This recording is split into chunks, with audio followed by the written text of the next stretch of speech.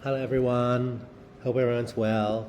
So today we're going to talk about why you can't get rich working in a firm that operates in a perfect competition. And so what we're going to do is we're going to compare the short run and long run equilibrium of of firms working in perfect competition. So what we're going to do is we're going to be comparing the short run and long run equilibrium of firms that operate in perfect competition. Now, let's take a look at the perfect competition assumptions very quickly, okay? So there are a large, or actually infinite number of firms. All firms are producing homogeneous products, which means that they're the same products. There are no barriers to enter and exit, and there is perfect information. So what this means is that both firms and consumers have complete information regarding the products, prices, and resources and methods of production. There isn't anything about your business that I do not know about. And similarly, there's nothing about the consumers that the firms do not know about either. And finally, there is perfect resource mobility, meaning that all resources can be deployed perfectly. There wouldn't be a situation where there's not enough workers, there's not enough skilled laborers, or that they're too far away, simply because there's perfect resource mobility and they can be mobilized and they could be moved from one place to the other instantaneously. There's no problem with getting resources. Now let's take a look at this diagram here. Imagine that we have a vegetable market, like one of those wet markets in Hong Kong where all the stores basically look the same, all the vegetables sold are essentially the same, and there is very few differences from one store to another. And in fact, I often get lost because I'm not sure where I'm in the market because everything just simply looks green or red or orange. Anyway, so here in this case, one of the stores has decided to increase their price to P1, okay? And they're now earning an abnormal profit of P1 minus P2 multiplied by Q1. And the abnormal profit here is given by the gray area. Now, what does this abnormal profit mean? This does not only refer to accounting profits, which is the profits that I earn, but it also means that the entrepreneur is being paid more than the amount they find worthwhile to stay in the industry, okay? So let's imagine that I'm happy to stay in the industry if I was paid $10, okay? $10 is so let's say that I'm happy to be paid, so let's just say that I'm happy to stay in the industry if I'm paid $10. But now I'm making $20. I'm being paid $10 more, okay, than what I need to be able to stay in the industry. So what happens in the long run?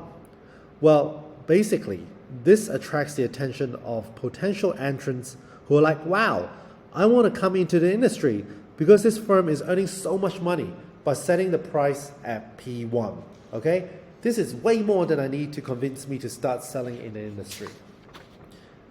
So actually, how does this look like when we have the firm perspective? So actually, what does this look like when we have the industry perspective? Okay, so don't be scared here. All I've done here is I have included the industry perspective on the left-hand side and the firm perspective on the right-hand side and doing a comparison here. The firm is still selling at P1 level, okay, where the equilibrium of S1 and D, okay? Now, remember, the firm is a price setter. So remember, the firm is a price taker. So the price P1 is determined in the industry level, and whatever that price level is, in this case P1, this is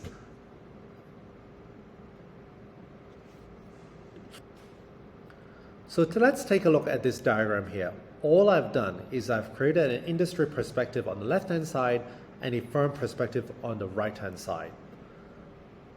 The firm being working in a perfect competition is a price taker, and the price level is now at P1, okay, P1, where there is the intersection between the supply and the demand curve at the industry level, and since the firm is a price taker, they're selling at P1.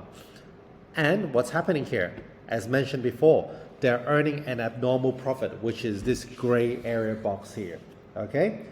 Now, what happens is that all the firms are now being really attracted to the abnormal profit that is being made by this firm, and therefore aspiring entrants like myself would like to enter the industry. Okay, they enter the industry,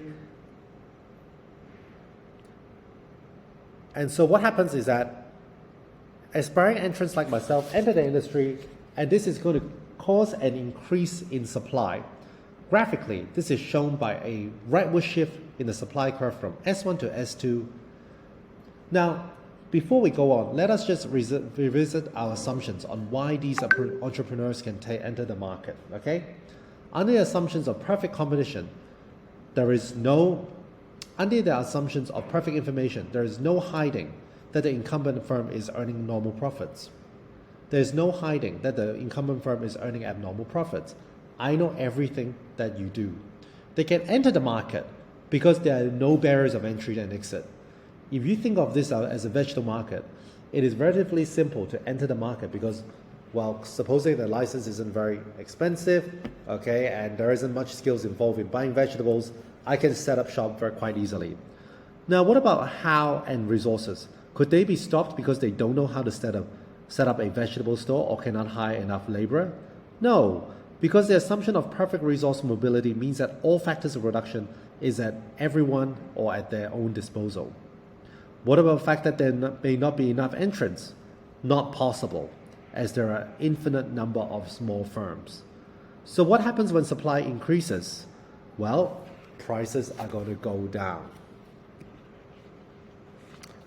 Now the question is, how far down? Okay, in this diagram here, it is going to drop all the way down to P3, where the demand curve D2 touches the bottom of the AC curve, okay, the average total cost curve. What's the significance of this? Why does it stop there? Well, simply because at this point, no more abnormal profits are being made and economic profit equals to zero. So let's just go through the maths, okay? So the revenue here is P times Q, which is P3 multiplied by Q2. The cost is simply the average cost multiplied by the quantity produced, which in this case is also P3 multiplied by Q2.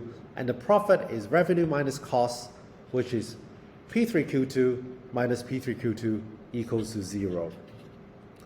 Now, remember that economic profit equaling to zero does not mean that no money is being made. It just means that the implicit costs, such as the opportunity costs, are just being taken into account such that they're making just enough to stay in the industry. The only profit that is made is normal profit. Now remember, economic profit equaling to zero does not mean that no money is made at all. It just means that their implicit costs, such as the opportunity costs, are being taken into account, meaning that they are making just enough to be able to make it worthwhile to stay in the industry. The only profit being made is normal profit. Now, why can't you get rich from working in a firm that operates in a perfect competition? Simply because, okay, your industry does not have any barriers of entry.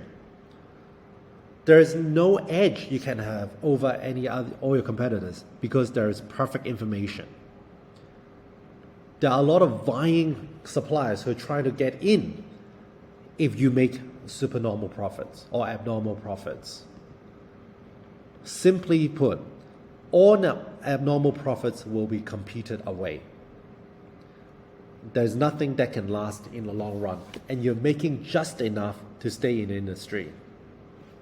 Now, I just want to spend a minute to talk a little bit about the workplace environment and what this has, and the significance that this has for your occupations, and the significance this has. Now, I want to spend a moment to talk about the workplace environment and how this actually affects your job choices. A very normal performing doctor in Hong Kong earns at least $100,000 a month, okay? And whilst it is not uncommon for successful doctors working in Central in Hong Kong, around $1 million a month, which is around 150,000 US dollars a month, okay? And then we call those people Yue Kao Yan, okay? We call those people, Yue Kao Yan. Under the same concepts, many people are going to be dying to come in, but because there are significant entries to the medical industry, right?